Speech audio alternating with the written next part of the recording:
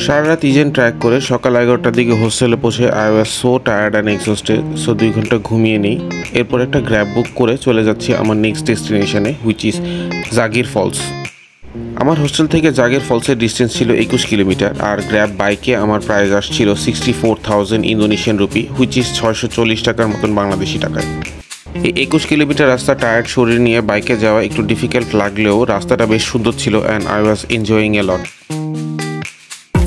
মোটামুটি 30 minute bike জার্নির পরে আমি জাগির ফলসে পৌঁছে গেছি। আর জাগির ফলসের 2টা এন্ট্রেন্সের ভিতরে একটা এন্ট্রেন্স অফ ছিল বিকজ ঈদ ডে ছিল, আর আরেকটা এন্ট্রেন্স দিয়ে আমার এন্ট্রি ফি লেগেছিল 5,000 ইন্দোনেশিয়ান রুপি, হুইচ ইজ 50 টাকা। উপরের এন্ট্রেন্স থেকে আমি ওয়াটারফলের সাউন্ড শুনতে পাচ্ছিলাম। চারপাশ বেশ ঠান্ডা ছিল, কোনো ট্যুরিস্ট ছিল না, so I was totally alone in that place. চারপাশ বেশ সুন্দর করে সাজানো ছিল, অনেকগুলো chilling spot and activities space ছিল। সো ফ্যামিলি পিকনিক বা ফ্রেন্ড সার্কেল একসাথে গিয়ে চিল করার মতন একটা জায়গা। বাট আনফর্চুনেটলি আমি যেহেতু একাই ছিলাম সেখানে, সো টোটাল স্পেসটা আমি নিজে এনজয় করলাম। একদম শান্ত, শুধুমাত্র পাখির সাউন্ড আর পানির সাউন্ড ছাড়া অন্য কোনো সাউন্ডই ছিল না।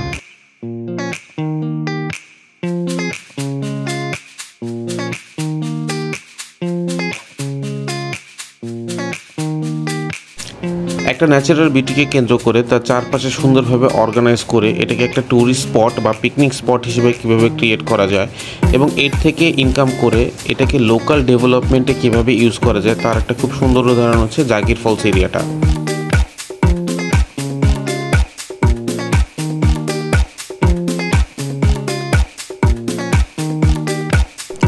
এখানে টোটাল 3টা ওয়াটারফলস আছে, 2টা এক সাইডে এবং আরেকটা অপোজিট সাইডে। আপনি যদি 3টাই কাভার করতে চান তাহলে আপনাকে 2টা সাইডে যেতে হবে, মিডল পয়েন্ট থেকে ডানে এবং বামে। আমি একটা সাইডে এসেছিলাম, এখানে 2টা ওয়াটারফলস ছিল, খুব সুন্দরভাবে পুলের মতন করা, অ্যারেঞ্জ করা একটা জায়গা। এখানে আপনি চিল করতে পারবেন, ছবি তুলতে পারবেন, ইনফ্যাক্ট আপনি সুইমিংও করতে পারবেন। তবে সুইমিংয়ের জন্য একটা স্পেসিফিক এরিয়াই ডেডিকেট করা আছে। আপনি মেন যে রিভার লাইনটা আছে এখানে যে সাঁতার কাটতে পারবেন না বা কোনো কিছু করতে পারবেন না, that's very risky for the tourist.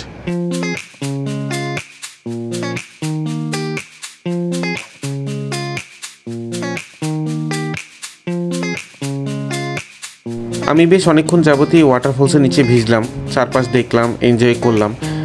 জায়গাটা এত সুন্দর এবং নিঃশুভ ছিল যে আপনি আপনার নিজেকে টোটালি এনজয় করতে পারবেন। It doesn't matter whoever with you or not.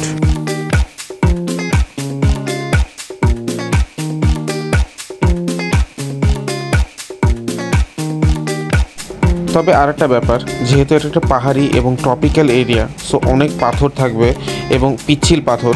So আপনাকে যে কোনো স্টেপই খুব সাবধানে নিতে হবে, আদারওয়াইজ পিছলে পড়ে গিয়ে কোনো অ্যাক্সিডেন্ট হলে পরে এখানে দেখার মতনও কোনো লোক ছিল না।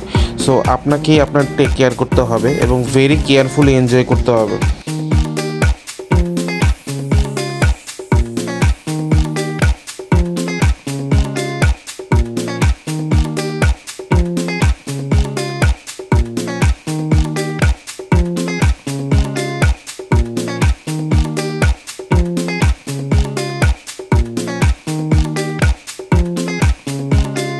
মোটামুটি আমি 2 ঘন্টার মতন ছিলাম এরিয়াটাতে। 5টা বাজতেই অন্ধকার হওয়া শুরু হয়ে যায় এবং আমিও মুভ করতে থাকি বিকজ আমাকে আবার সেই পিচ্ছিল পথ দিয়েই উপরে উঠে আসতে হবে। সো কেয়ারফুলি মুভ করতে হবে যতক্ষণ আলো আছে।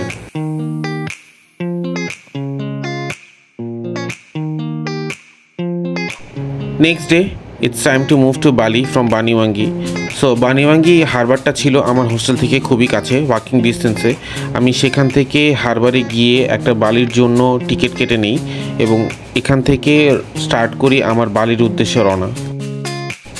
বানিওয়াঙ্গি হারবারের নাম হচ্ছে কেতাপাং, আর বালিতে যে হারবারটাতে আমি যে পৌঁছাবো সেটার নাম হচ্ছে গিলিমানুক। কেতাপাং থেকে গিলিমানুক যেতে ফেরিতে অলমোস্ট 45 মিনিটসের মতন লাগে, আর এটার টিকিট প্রাইস হচ্ছে 15,000 ইন্দোনেশিয়ান রুপিস।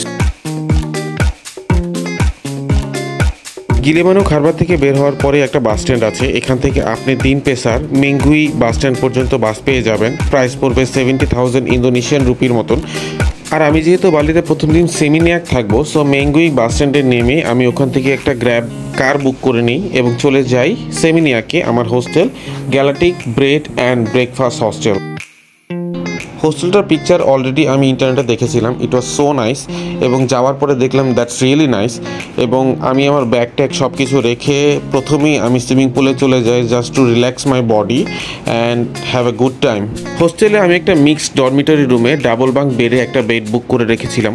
এখান থেকে আমাকে টাওয়াল এবং ব্রেকফাস্ট প্রোভাইড করা হয়, আর হোস্টেলটা was very affordable for the solo travellers.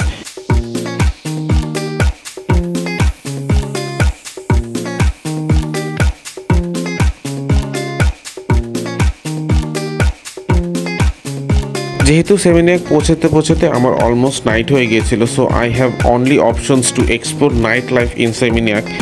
So then I got ready, went out to explore local market and had my dinner in a local restaurant, and then finally I went to a bar to try their local beer. It was quite fun.